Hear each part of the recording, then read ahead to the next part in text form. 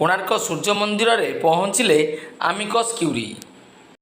प्राप्त खबर प्रकाश कि हाईकोर्ट निर्देश क्रमे सूर्य मंदिर स्थिति परखा पहुँची आमिकस क्यूरी। मंदिर भितर बाली काढ़िया प्रसंग को नहीं मंदिर स्थिति परखा जाइछन्ति। आमिकस क्यूरी एएसआई द्वारा नियुक्त परामर्शदाता कमिटी सदस्य एनसी पाल और एएसआई सुपरिटेडेंट अरुण मल्लिक मध्य कोणार्क सूर्य मंदिर बालिकड़ा काम तदारख करुवा प्राप्त खबर प्रकाश। यही परिप्रेक्षी में आमिकस क्यूरी कहती कि एएसआई तार काम स्टार्ट करिछि, सब जिनस मॉनिटरिंग करा होछि एवं एएसआई तार जो कंसल्टेंट रखी से लागिक करुँच।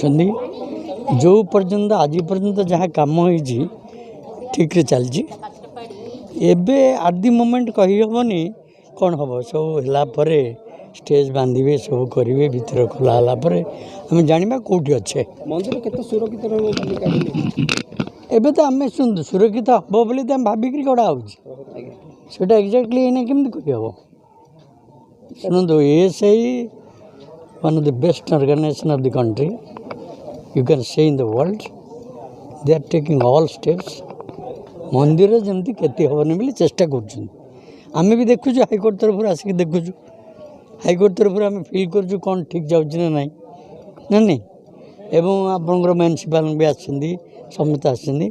शुणु यहाँ हूँ वर्ल्ड हेरिटेज आम ओडिशार ये लाइफ लाइन आम समस्ते चेष्टा करुँ भले हम एवं मु कॉन्फिडेंट अच्छी बर्तमान जो एएसआई सर्कल चलती सर्कल हेड अच्छा जहाँ मत कहले